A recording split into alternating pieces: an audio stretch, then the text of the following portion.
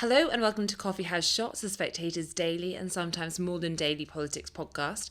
I'm Katy and I'm joined by James Forsyth. So James, we now have a new Tory leader, not yet Prime Minister.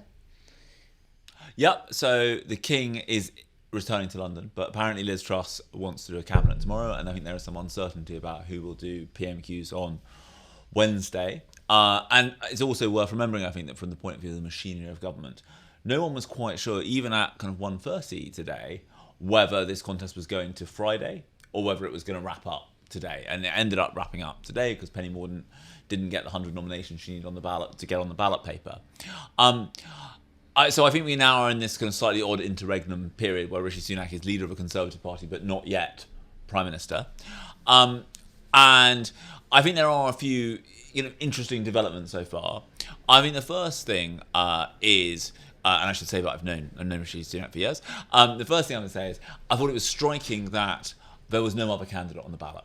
I think that, given the number of undeclared Conservative MPs, it was entirely possible there might have been another candidate on the ballot. I think that is an interesting sign of party unity. And it seemed Penny Mordaunt got quite close. Yeah. I mean, she was pushing until the very end, it seemed. Yeah. When that announcement, I was quite struck, went out, which said, Penny Mordaunt was often saying, the party wants to press on.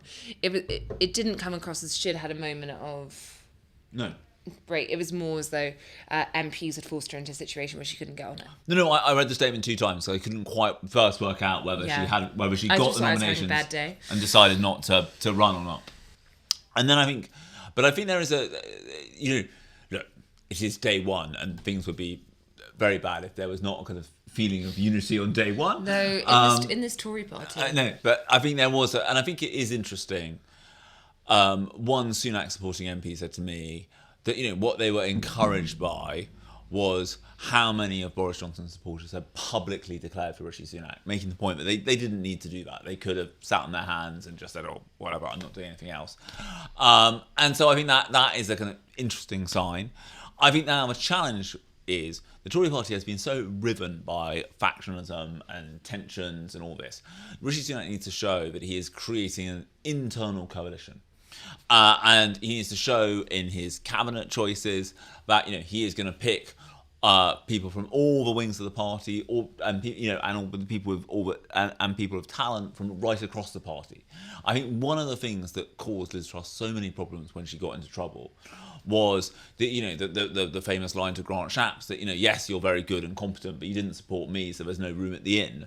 And I think he has got to break with that. And I thought it was very telling that in the one brief statement we've had from him on camera since he became Tory leader, he went out of his way to pay tribute to Liz Truss's grace, and I mean that's clearly him trying to say, look, let's come together, let's unite, and that he is not he's not going to kind of criticise his predecessors. Do you think Rishi Sunak will go so far as to offer Liz Truss a job in his cabinet? I think there is always an interesting question about whether former prime ministers wish to come back and serve in cabinets, but they can be offered it, and then they can decide. I think that, look, I personally think that if you're trying to knit things together, it is a sensible unifying gesture if people want to do it. I think it's quite some time since I think Alex Douglas-Home was the last former prime minister to return to cabinet in another role. But look, I think you have to. If you want to talk about unity, you have to show that you are taking big steps to try and bring people together. Now, you mentioned Rishi Sunak's public statement. Before we got to that, he also addressed Tory MPs in private at a meeting of the 22 committee.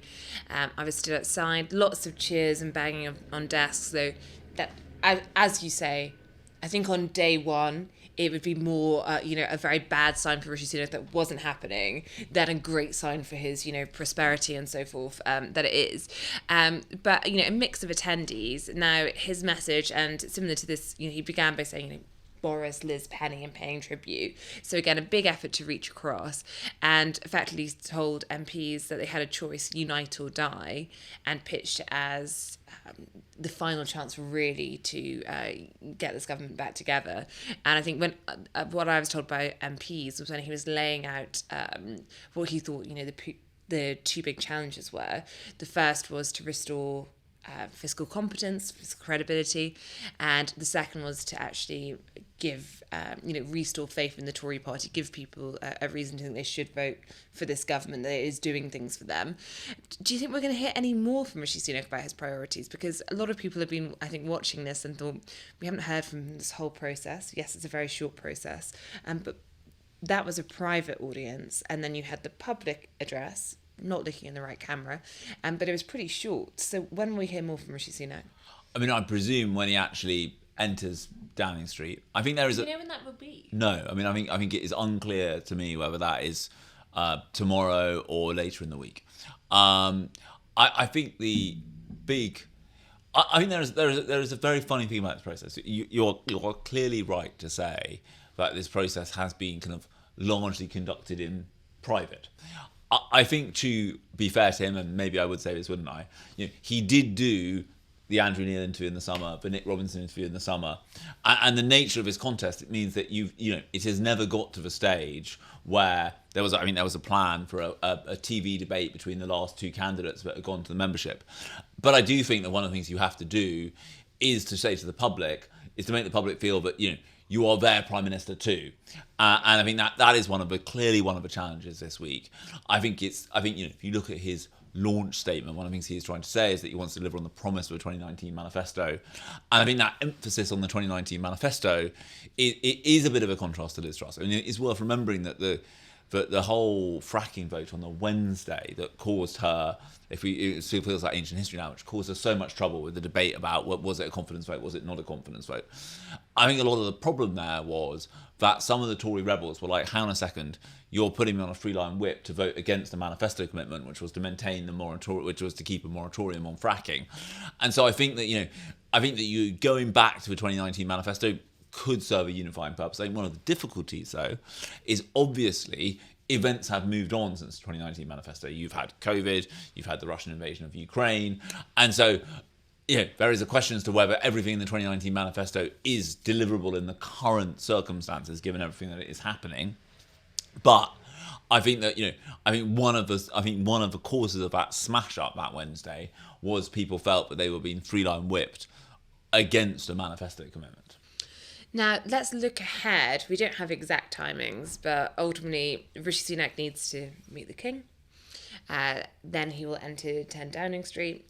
And then do we expect Rishi Sunak to then form a government in terms of, do you think he'll do a drastic, I don't know if reshuffle is the right word in this case, a drastic shake-up of the front bench team or not? Because it feels to me as though the team he probably would have assembled if he'd won the first leadership contest will look a bit different to the one he assembles now, in the sense he's walking to a much more fragile situation with more questions about his mandate, and obviously there's a need to reach across. Yeah, and I also think there is a different point, which is, it is remarkable when you read some of these pieces. People talk about the fifth Secretary of State for this or something this year, right? But there is clearly problems with that, and you cannot just keep rotating ministers at this pace without losing something. So I think there is clearly a case for starting with the current list rather than starting with a blank sheet of paper. What do you think is going to happen when it comes to Chancellor? Because both Penny Mordaunt and Boris Johnson suggested they would keep Jeremy Hunt in place. Jeremy Hunt endorsed Rishi Sunak not once but twice. He also backed him over the summer. So of all the people who really, probably should give him a good job of Boris Johnson, Penny Mordaunt and Rishi Sunak, you'd think it'd be Rishi Sunak who owes Jeremy Hunt the most. But he's also a former Chancellor. He might have his own views. Do you think there is a reason he didn't give that commitment to keep Jeremy Hunt? I think that I think it's quite telling that in the campaign, I don't think he said he didn't say anyone is going to do X, Y, or Z job. And I also think he probably, one of the reasons, I think for Penny Mordaunt, I think what she was trying to say was she's never been a Treasury Minister, and I think what she was trying to say during the campaign was, look, there will be someone there to reassure the markets. And I think Boris Johnson was also trying to do the same thing, to say, look, don't think the markets are going to take fright at me returning to number 10, because the Chancellor will stay there as a sign of continuity and stability. And so I think we wait to see on that question. I think there is an interesting question about whether you go ahead with this Halloween fiscal statement. I thought previously that was an impossibility because the nature of when these measures need to go to the OBR means that the new Prime Minister wouldn't have any time at all to have to look at them, and they will define the rest of his Parliament. Now the Prime Minister is going to get in a few days earlier. I don't know how much that you could argue that changes some calculations, but I personally think that one of the things we need, that one of the challenges for Rishi Sunak is British politics has been moving on kind of fast forward for essentially since 2014. I think it is hard to remember a boring period in British politics in the last 8 years. And I think calming everything down, slowing things down, saying, look, there's a budget on November 23rd, let's work towards that rather than going at this pace. I think it is worth remembering that people talk about breakneck speed. Breakneck speed is not necessarily a good thing. It means that you might break your neck. And so I think there is a case for slowing down, calming things, being a sensible approach. So I suppose just finally, it might be worth just working out what are the biggest challenges or dangers of Rishi Sunak coming up the track.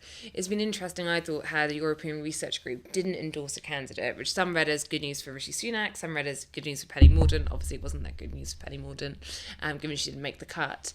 But effectively, we're saying they're going to hold whoever becomes Prime Minister account on this, suggesting if the protocol doesn't, if a compromise, if the bill doesn't go through Parliament, it raises questions about a compromise and what Rishi Sunak could get through.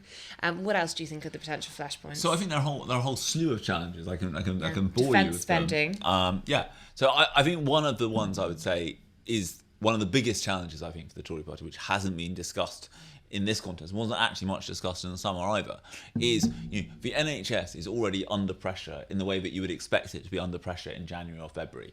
I mean, the biggest political risk to the Tories is the NHS having a very bad winter and people saying, well, hang on a second, what that when Steve Barclay was Health Secretary in the summer, that woman saying, you've had 12 years to sort this out, why isn't this fixed? And that was obviously slightly unfair to him, since he only just become Health Secretary. But that problem. Secondly, there is the economic problem, which is, look, the markets have reacted positively to Rishi Sunak winning. The pound is up, gilt yields are down. But there is still this very large hole in the public finances, which I think at the last OBR estimate was like £72 billion. That is not going to be easy to fix. Then, as you rightly say, there is the political challenge of a deeply divided Tory party. I think the Tory party will react in one of two ways to these polls showing them more than 30 plus points behind. They either will say, we might as well all go back to fighting with each other because it's all done. Or, and I think the signs are that this is where they're going, or they will realise that this is an existential moment for the party and they've got to pull together, or it's not, or they could be facing kind of proper wipeout. Then there is obviously, and it tells you something about the number of crises, we've only just got to this. Then there is the situation of the fact there is a war in Europe. You have, the defence ministers of the UK, France and the US issuing joint statements about warning Russia against the use of a dirty bomb in Ukraine. I think that again is a reminder of how serious those are. And as you say, this is, we're at a time when the public finances are saying that there needs to be a period of fiscal consolidation, there are also increasing and understandable demands for an uplift in defence spending. Now, there is already an uplift in defence spending, but I think Ben Wallace, the Defence Secretary, has been pretty vocal that he would like more sooner. So that is obviously another challenge. And we haven't even got on to the challenges around the union, the fact we're still waiting for the Supreme Court case verdict on the Scottish Government's desire to hold a referendum on independence, which they said would be non-binding. So look, the challenges facing this government would be immense, even if its government was starting a 5-year term and was ahead in the polls. It's got 2 years left or so until the next election, and it starts with the Tory party 30 points behind. So this is about as difficult as it can get. And on that cheery note for Rishi Sunak, in case he is watching, we will end that there. Thank you, James, and thank you for watching.